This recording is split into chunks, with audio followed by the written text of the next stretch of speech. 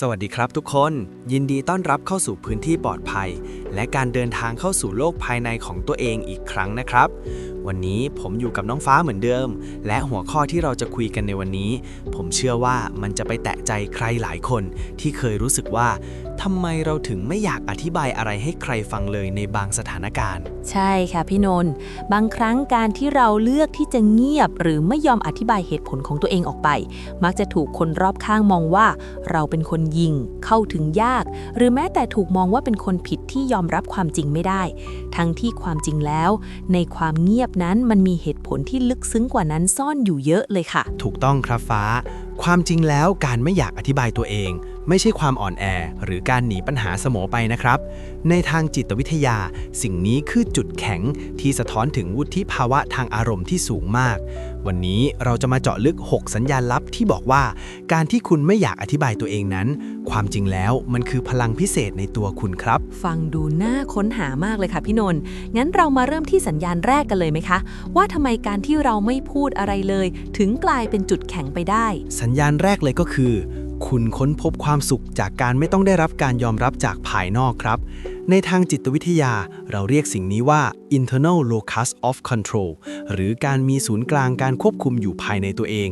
งานวิจัยชี้ให้เห็นว่าคนที่มีลักษณะนี้จะรู้ดีว่าคุณค่าของเขาไม่ได้ขึ้นอยู่กับว่าคนอื่นเข้าใจเขาถูกหรือผิดแต่ขึ้นอยู่กับว่าเขารู้ว่าตัวเองกำลังทำอะไรอยู่ครับข้อนี้ฟ้าเห็นภาพชัดเลยค่ะเหมือนเวลาที่เราโดนใครเข้าใจผิดในที่ทำงานแทนที่เราจะรีบวิ่งไปอธิบายยาวเหยียดเพื่อให้ทุกคนรักเราเหมือนเดิมแต่เรากลับเลือกที่จะเงียบเพราะเรารู้ว่างานที่เราทำมันพิสูจน์ตัวมันเองอยู่แล้วการไม่อธิบายจึงไม่ใช่การยอมแพ้แต่เป็นการบอกว่าความภูมิใจในตัวเองของฉันไม่ได้แขวนไว้กับปากของคนอื่นชัดเจนมากครับฟ้าและนั่นนำไปสู่สัญญาณที่2คือคุณตระหนักได้ว่าพลังงานของคุณมีค่าเกินกว่าจะเสียไปกับคนที่ไม่พร้อมจะฟังครับ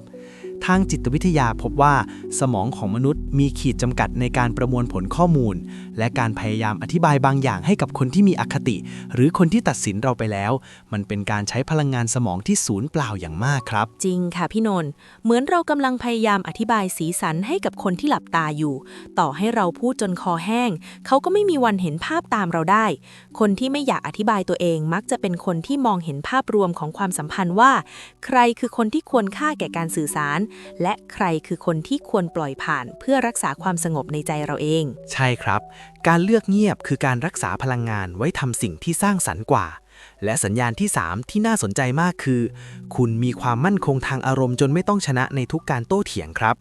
งานวิจัยด้านบุคลิกภาพระบุว่าคนที่มีความมั่นใจในตนเองสูงหรือ High Self-Esteem มักจะไม่รู้สึกสั่นคลอนเมื่อถูกเข้าใจผิดเขาไม่รู้สึกว่าต้องแก้ต่างเพื่อรักษาหน้าตาแต่เขาสามารถอยู่กับความจริงที่ถูกบิดเบือนได้โดยที่ใจยังสงบครับข้อนี้ลึกซึ้งมากค่ะพี่นนท์เหมือนกับว่าเขามีเกราะป้องกันใจตัวเองที่แข็งแกร่งพอ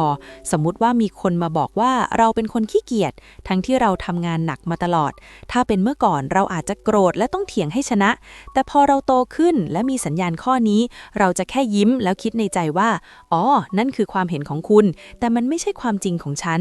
แล้วเราก็เดินต่อได้โดยไม่เสียอาการเลยนั่นแหละครับคือพลังของการไม่ต้องอธิบายและสัญญาณที่4คือคุณเชื่อมั่นในกฎของการกระทำเสียงดังกว่าคำพูดครับในทางจิตวิทยาพฤติกรรมการอธิบายคือการใช้ตรรกะสื่อสารแต่การกระทำคือการสื่อสารผ่านความจริงคนกลุ่มนี้มักจะคิดว่าถ้าฉันต้องพูดเพื่อให้คุณเชื่อแปลว่าคุณไม่ได้เชื่อในตัวตนของฉันจริงๆเหมือนกับการพิสูจน์ด้วยผลลัพธ์ใช่ไหมคะพี่นนท์เช่นถ้าเราโดนปรามาสว่าทำโปรเจกต์นี้ไม่ได้หรอกแทนที่เราจะมานั่งพรีเซนต์แผนงานเพื่อยืนยันว่าฉันเก่งนะเรากลับเลือกที่จะเงียบแล้วเอาเวลาไปทำผลงานให้ออกมาดีที่สุดเมื่อผลลัพธ์มันปรากฏคำอธิบายก็ไม่จำเป็นอีกต่อไปถูกต้องครับผลลัพธ์คือคำอธิบายที่ทรงพลังที่สุดเสมอและมาถึงสัญญาณที่5ที่สำคัญมากคือคุณมีขอบเขตทางจิตวิทยาที่ชัดเจนหรือ healthy boundaries ครับ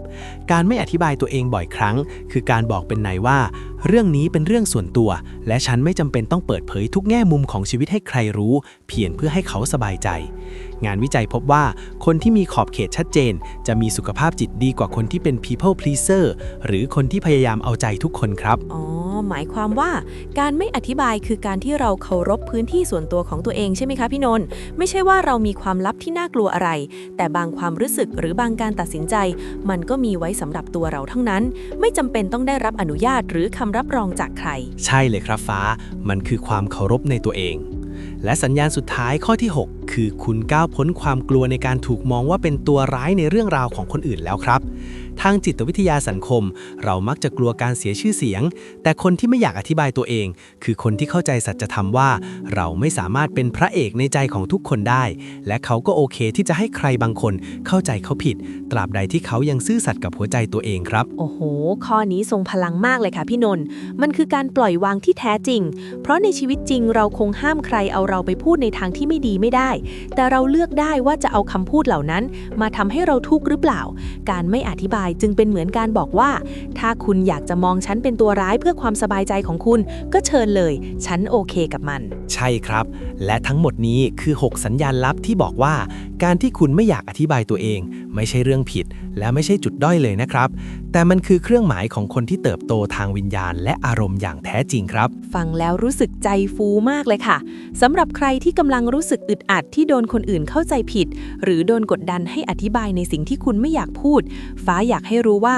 ความเงียบของคุณมีพลังนะคะและคุณมีสิทธิ์เต็มที่ที่จะรักษาความสงบนั้นไว้สุดท้ายนี้ผมอยากจะฝากไว้ว่าความจริงไม่เคยต้องการคำอธิบายเพื่อให้มันเป็นความจริงครับคนที่รักคุณและพร้อมจะเข้าใจคุณเขาจะมองเห็นตัวตนของคุณผ่านการกระทำและเวลาโดยที่คุณไม่ต้องเอ่ยปากแม้แต่คำเดียวส่วนใครที่ไม่คิดจะเข้าใจต่อให้คุณเขียนเรียงความส่งให้เขาก็จะหาจุดผิดมาตำหนิคุณอยู่ดีดังนั้นจงภูมิใจในความนิ่งสงบของตัวเองเถอะครับฟ้าสำหรับวันนี้ขอบคุณทุกคนที่ร่วมเดินทางเข้าไปในจิตใจพร้อมกับพวกเรานะคะถ้าชอบเนื้อหาแนวอินไซต์จิตวิทยาแบบนี้อย่าลืมกดติดตามกดไลค์และแชร์คลิปนี้ออกไปให้เพื่อนๆที่กำลังต้องการพลังใจแบบนี้ด้วยค่ะแล้วพบกันใหม่ในตอนหน้าครับกับเรื่องราวลึกๆของมนุษย์ที่เราจะมาคลี่คลายไปด้วยกันสำหรับวันนี้สวัสดีครับสวัสดีค่ะ